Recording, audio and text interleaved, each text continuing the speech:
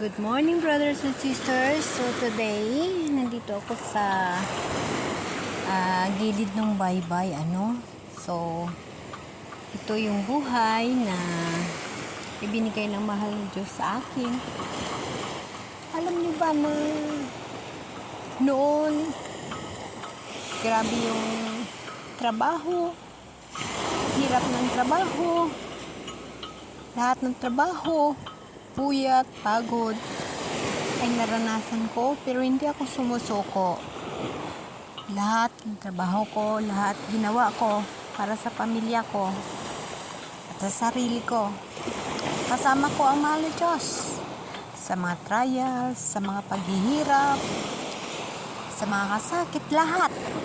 Hindi ho ako nag-give up at hindi ho ako nagreklamo. Hindi rin ho ako naninisi kahit kanino. Lahat ho tinatanggap ko. Yes, may mga pagkakamali ako. Pagkakamali bilang tao. Pero kahit pa sa mga pagkakamali na ginawa ko, priority ko ang mahal na Diyos. Sa buhay ko, ang Diyos lagi ang sandalan ko. Siya yung aking lakas. So, ngayon I realize, brothers and sisters, na ang lahat ng paghihirap, kasakit, hirap sa trabaho para sa magulang at pamilya ko, ngayon na nakakamitan ko, wala akong trabaho. Ito lang ginagawa ko, hawak ko yung Bible ko, ibinabahagi ko yung mga kabutihan ng mahal na Diyos araw-araw sa buhay ko. Ito yung nagiging buhay ko ngayon. Wala akong trabaho, ngunit ang pangangailangan ko ay naibibigay. Yun ay isang himala sa buhay ko na pagkasama mo ang mahal na Diyos, napakaganda. Ay, malapit na yung mag-urong-urong ako. Kapataob na siya. Kaya, brothers and sisters, alam niyo ba na napakaganda ang buhay na naranasan ko ngayon? Ito, pag umaga, either sa bundok, mag-exercise, dito ngayon sa dagat, yung lahat ay step by step na ginawa ng Diyos sa akin. Hindi ko yung plano.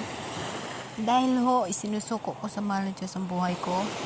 At lagi ko sinasabi sa Kanya, Lord, Ikaw ang mag-control sa buhay ko. Dahil gusto ko, Ikaw, lagi kitang kasama. Yan ang gusto kong buhay. Lagi ko ibabahagi ang pagsasaksi ko sa kabutihan mo sa akin. Lagi ko ipinagmamalaki ang mga pagmamahal mo sa akin. Ito ang gusto kong buhay. Kaya, brothers and sisters, alam niyo ba na napakaganda? Lahat ng pangangailangan ko ay na-provide na ng mahal na Diyos. Siya lahat ang bumibigay, ng gabay, ng tulong sa akin, lahat. Wala akong trabaho, pero ang pangangailangan ko ay nagampanan ng mahal na Diyos. Siya ho ang step by step ng buhay ko. Siya ho ang gumagabay, siya ho ang gumagawa ng mga paraan dahil isinusuko ko sa Kanya ang buhay ko. Sinabi ko sa mahal na Diyos, Lord, Ikaw ang mag-control ng buhay ko. Kahit ano pa naman ang gagawin ko, Ikaw ang mag-control sa buhay ko. Yes, brothers and sisters, hindi mo maiwasan mga pagkakamali na sometimes, sa mga pananalita, sa kilos, sa gawa, sa mga pag-iisip. Ngunit lahat yan ay hingian natin ang tawad. Pag-hingi natin ang tawad sa mahal na Diyos, yun ang pinaka-importante, oras-oras, araw-araw, dahil makakasala ho tayo. Ngunit ang mahal na Diyos, nandyan ho upang tumulong sa atin. Napakaganda ang aking buhay. Ibinabahagi ko sa inyo na pagkasama niyo ang mahal na Diyos, maganda ho ang buhay. Buhay nga, hindi mo maunawaan kung saan ang gagaling ang kaligayahan, ang mga pag-provide ng pangangailangan mo. Ganun ho, kaganda ang buhay na kasama ang mahal na Diyos. Unahin mo ang Diyos, priority mo si Lord. Dahil ang lahat na yan ibibigay sa iyo ni Lord. Panalo ka pagkasama mo ang Diyos, kapatid. Huwag kang sumuko sa mga problema. Bagkos papasalamatan mo yon. Dahil ang mga problema, masosolvuhin pagkasama mo mahal na Diyos. Magpapasalamat ka sa Kanya. Continuous ka ng paghingi at gumawa ka ng kabutihan. Yun ho ang pinaka-importante sa buhay ng tao, ang gumawa ho ng kabutihan. Ang gumawa ho ng ng maganda para sa kapwa. Dahil lagi mong tatandaan na ang Diyos ay nasa kapwa natin. Ang Diyos ay nasa puso mo, nasa puso ko, nasa puso natin lahat. Ang masakit sa'yo, masakit sa kapwa mo, mas masakit sa mahal ni Diyos. Mahal ho tayo na mahal ni Diyos, kapatid. Kaya, dapat mong tatandaan, maswerte, panalo, ang mga tao na kasama ang Diyos araw-araw sa buhay. Kapatid, ang buhay na kasama ang mahal na Diyos, puno ka ng kaligayahan. Ang mga kasakit, hindi mo iniinda yun.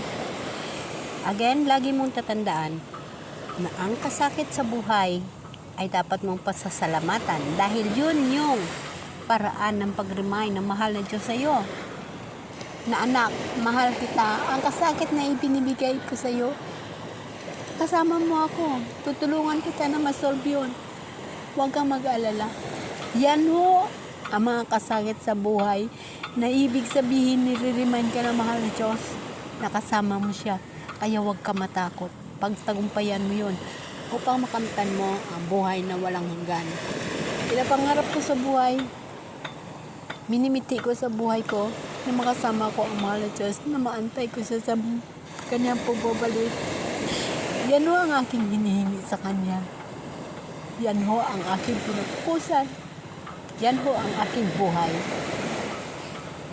Gusto ko siya lagi kasama. Gusto ko siya lagi ganito, makasama ko siya, makausap, maibahagi ko sa pagbibidyo ko yung mga pagsaksi ko sa kabutihan ng mahal ng Diyos. Brothers and sisters, sa buhay ko, puno ng mirakulo kasama ng Diyos. Gumaling ako sa mga sakit na ibinigay niya, mga trial sa buhay. Hindi ako sumuko.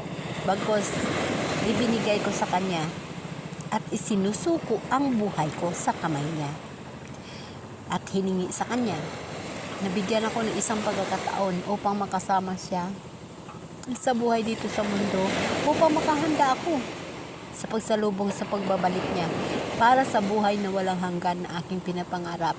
Brothers and sisters, mula noon hanggang ngayon, wala ho akong hinihingi sa mahal na Diyos na hindi niya binigay.